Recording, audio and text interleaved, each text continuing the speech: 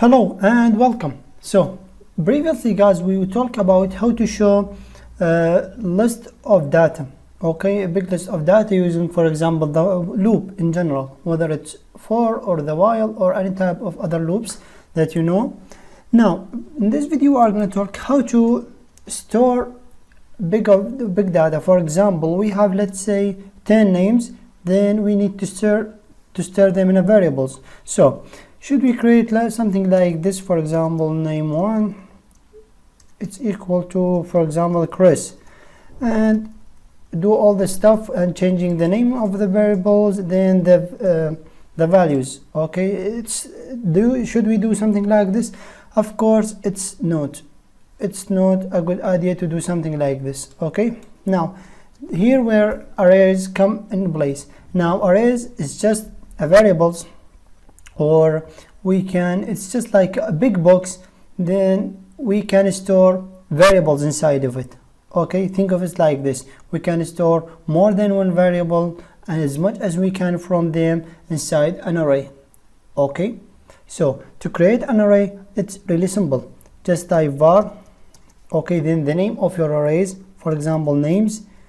Then here we need to specify actually some stuff. For example, the first one we need it to be an array, so we need to type an array. Then we need to specify the second thing, which is the type of the data that we are going to store it. For example, if you want to store the names, then probably you need to store them in array of type string.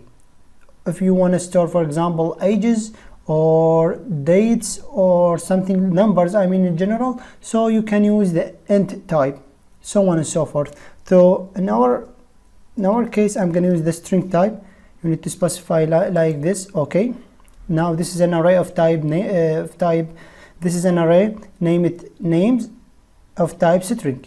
Okay, then the second thing that I need to specify, it's actually the size of this array, how many names you are going to store inside of it, so you need to specify it as well. So for example, I'm going to specify 6. Okay, now this is an array, name it names of type string that holds 6. Okay, 6 items inside of it. Now last but not least, it's this property that we are going to specify, it's really weird or strange. We need to specify what we called it the initial value or the default value for all the names, and you need to specify it like this. So we are gonna an empty for now. Okay, so here we have declared an array, name it names of type string. It holds 6 items, and the default value for all the items is nothing, it's empty.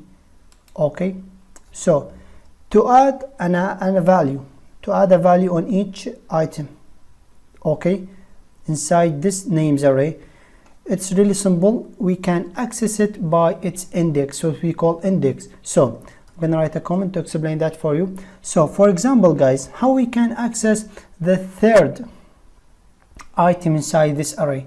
Now we need to type the name of the array, then we need to specify the index like this, or the position for this item that we want to access it. Now in array we start from 0.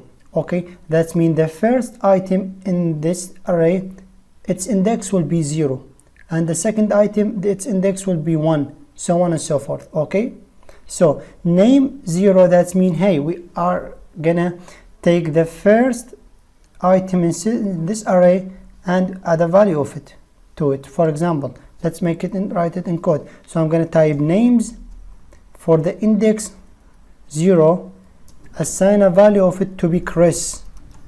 Okay, and I'm gonna do the same thing for the second item. I'm gonna make it drop. Okay, let's go ahead guys and print what we are gonna get. For example, I'm gonna print println, okay, the value of names, then the index 0. Okay, let's see what we are gonna get. It's really simple guys, but you need some time to get it. So as you can see guys, we get Chris. That's what we are saying right here. Hey, access the names array, then go and look for the first item and assign the value of it to be Chris, and we are printing it. And if we print the first one, or the second item which hold the number 1, okay, the index 1 will be Rob. And let's try to print the 4, which is by default it does not have any value, as we said it right here. Okay, so as you can see, we get nothing because here we are specifying to be nothing. Okay, so if we make it by default, for example, let's give it any name.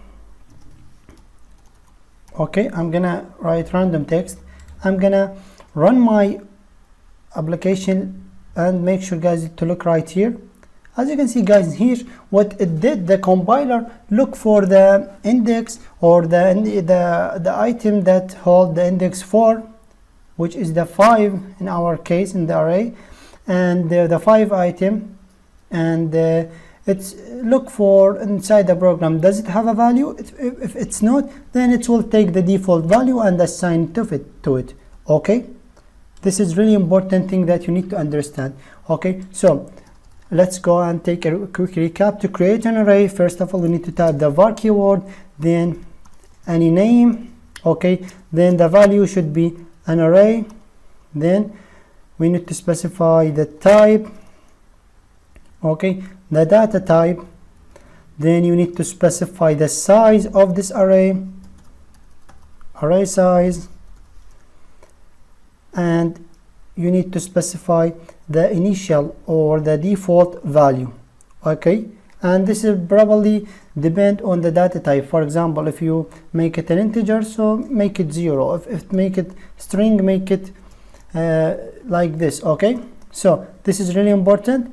Just take a look on it and go ahead and put it in really simple example. For example, create a program that for example for your friends names. Okay, for example, the 10 of them, and put their names in array, put their of type string, put their age in, for example, an array of type int, and you will get the idea behind it. Okay, so in the next video, guys, we are going to take another type of array that will be more flexible than what we have. Thank you guys so much for watching, and see you next.